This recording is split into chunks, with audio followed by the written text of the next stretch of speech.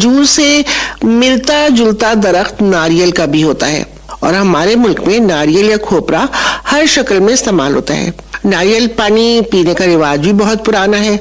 اور پانی والے ناریل میں اندر جو کھوپرے کی ایک ملائی ہوتی ہے نا، وہ بھی بہت مزیدار ہوتی ہے، جس کو کچھ لوگ سادے چمچے سے کھاتے ہیں اور کچھ ناریل پانی میں مکس کروا لیتے ہیں، تو ایک اس کا ذائقہ اور مزید بڑھ جاتا ہے اور ایک تھکنس بھی اس کے اندر آ جاتی ہے۔ اس کے علاوہ تازہ ناریل بھی بہت شوق سے کھایا جاتا ہے، اور خشک ناریل کو مختلف حلووں اور میٹھوں میں ڈالا جاتا ہے، اور پسے ہوئے ناریل کو کیک بسکٹ کے علاوہ پان میں ڈال کر بھی ہم لوگ میٹھا پان بنا کر آرام سے کھاتے ہیں اور خوب انجوائے کرتے ہیں۔ خشک کھوپرے سے تیل بھی نکالا جاتا ہے، جسے پکانے میں بھی استعمال کیا جاتا ہے اور بالوں میں لگانے کے لیے بھی، اور بہت فائدہ مند ہوتا ہے۔ ہاں، ایک چیز اور میں نے ناریل کے بارے میں پڑھی اور میں نے سوچا کہ آپ کو ہی بتاؤں کہ وہ دبلے پتلے لوگ جنہیں موٹا ہونے کا شوق ہے، وہ اگر باقاعدگی سے کھوپرا کھائیں اور کھاتے رہیں تو ان کا موٹا ہونے کا شوق بھی پورا ہو سکتا ہے۔ آنکھوں کی بینائی ہو یا دماغ کی تیزی، اس کے لیے بھی کھوپرا بہت اچھا ہے۔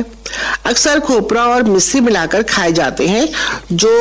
مزیدار بھی ہوتے ہیں اور فائدہ مند بھی۔ تازہ اور کچے ناریل سے جو دودھ نکلتا ہے وہ پیاس بجھاتا ہے، اسے بخار کی حالت میں بھی دیا جا سکتا ہے، کیونکہ کہتے ہیں کہ بخار کی تیزی میں جو ایک گھبراہٹ سی ہونے لگتی ہے، اس کو یہ ناریل کا دودھ کم کرنے میں مدد کرتا ہے۔ تازہ ناریل پیس کر مزیدار چٹنی بھی بنائی جا سکتی ہے، اور تازہ ناریل کو پیس کر سالن میں بھی شامل کیا جا سکتا ہے، تو بہت مزیدار بنتا ہے۔ اگر آپ اس دفعہ وائٹ کڑھائی بنانے لگے تو اس میں بھی تازہ ناریل پیس کر، یا اگر تازہ ناریل نہ ملے تو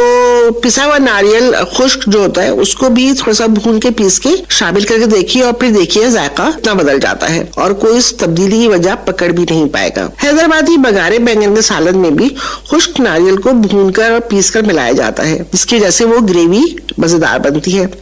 اس کے علاوہ خشک ناریل کے چھوٹے چھوٹے ٹکڑے بھون کر سونف اور دھنیے میں ملا کر بھی کھائے جاتے ہیں، اور دعوتوں میں کھانے کے بعد بھی پیش کیے جاتے ہیں۔ ناریل کا درخت بھی بہت کارآمد ہوتا ہے، اور اس کے ریشے سے رسیاں، تنے سے شہتیر اور پتوں سے پنکھے اور جھاڑو بنائے جاتے ہیں۔ تو ناریل کھجور کے بعد اب ذرا بات کرتے ہیں شریفے کی۔